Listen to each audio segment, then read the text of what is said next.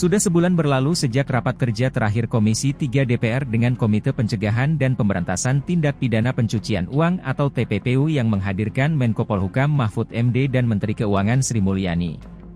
Kala itu, Komisi 3 dan Komite sepakat akan menindaklanjuti dugaan TPPU di balik impor emas batangan di Direktorat Jenderal Bea dan Cukai Kemenkeu senilai Rp189 triliun, dengan membentuk satuan tugas yang akan melakukan case building terhadap kasus tersebut. Publik atau masyarakat Indonesia tahu persis dinamika yang berkembang antara Komisi 3 dan Sri Mulyani, serta Mahfud MD sebelum kesepakatan itu muncul. Terjadi pertarungan terbuka, khususnya Mahfud MD dengan anggota Komisi 3 DPR, terlebih dengan Beni Kabur Harman, Arsul Sani, dan Arteria Dahlan. Saling gertak, saling ancam kedua kubu tak terelakkan dan terpapar ke publik. Jangan gertak-gertak. Saya bisa gertak juga, saudara. Bisa dihukum menghalang-halangi penyidikan penegakan hukum. Iya. Jadi jangan main ancam-ancam begitu. Kita nih sama, saudara. Saudara. Oleh sebab itu, saudara, saya ingin menegaskan itu kepada Pak Arsul. Harap jangan dipotong. Pak Arsul bicara kewenangan.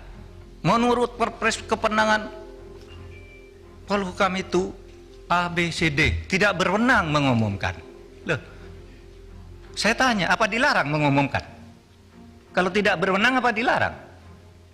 Kalau di dalam hukum itu sesuatu yang tidak dilarang itu boleh dilakukan. Anda dari pesantren nih, saya bacakan dalilnya. Wal aslu fil uqudi wal muamalah as-sah hatta yaqumu dalilun alal batalani wa tahrim. Pimpinan, izin pimpinan.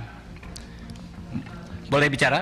Nanti dulu. Enggak, menurut saya biarkan gini, menjelaskan dulu dong. Nanti gini. Bicara. Saya mohon izin ke pimpinan. Boleh nggak saya bicara? Nanti dulu. Oke, nanti dulu. Silakan. Jadi setiap urusan tuh kalau tidak ada larangan, boleh, kecuali sampai timbul hukum yang melarang. Itu pesantren kan? Dalil di pesantren waktu kecil udah menghafal kayak gini. Nanti kalau di dalam hukum umum, saya katakan juga sekarang ke Pak Beni. Pertanyaannya kok seperti polisi. Menko boleh ngomongkan apa enggak? Begini Pak, kalau seperti boleh apa tidak? Begini kalau substansi, boleh apa tidak? Jawab iya atau tidak. Kan tidak boleh tanya begitu. Itu harus ada konteksnya dong. Sudah bilang boleh katanya. Ini yang saya lihat. Kalau boleh sebutkan pasalnya, loh, boleh kok harus ada pasalnya. Kalau boleh tuh tidak perlu pasal. Ditanya kayak copet aja. Memang siapa? Mahfud MD bahkan dicurigai syarat dengan muatan politik di balik sepak terjangnya. Jangan-jangan memang ada motif politik ingin menyingkirkan Sri Mulyani.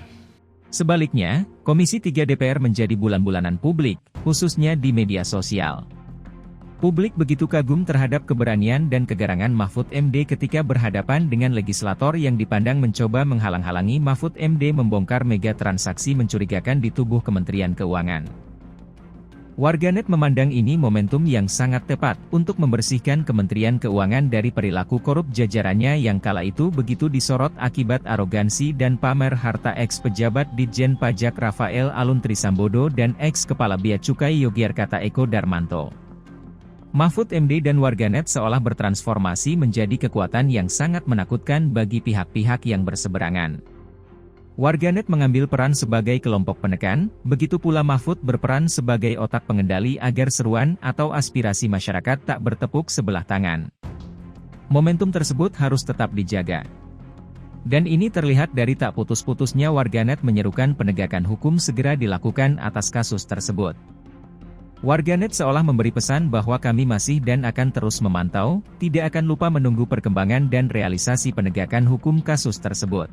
Lantas sejauh mana perkembangan pembentukan Satgas dan case building impor emas Rp189 triliun tersebut?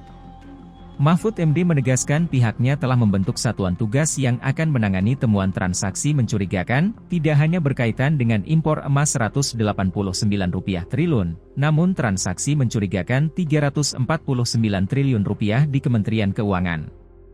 Satgas ini akan melibatkan sejumlah lembaga, di antaranya Pusat Pelaporan dan Analisis Transaksi Keuangan, Direktorat Jenderal Pajak, Bea Cukai, Bareskrim, Kejaksaan Agung, hingga Badan Intelijen Negara. Mantan Ketua Mahkamah Konstitusi itu menyebut tugas Satgas salah satunya melakukan supervisi terhadap penanganan temuan-temuan dari transaksi mencurigakan di Kemenkeu. Komite TPPU dan Satgas akan bekerja secara profesional, transparan dan akuntabel, tandas Mahfud. Hasilnya, sejauh ini memang belum ada informasi signifikan yang dipublikasi ke masyarakat seputar progres atau penindakan yang telah dilakukan Satgas. Sumber Podcast News, AID di salah satu pimpinan Komisi 3, menyebut pihaknya memang belum menerima laporan apapun perihal perkembangan kinerja Satgas. Adapun Mahfud MD yang coba dikonfirmasi Podcast News, AID hingga saat ini belum memberi respon. Semoga saja kasus transaksi mencurigakan Rp349 tidak menjadi antiklimaks. Publik memiliki kewajiban untuk terus mengawalnya.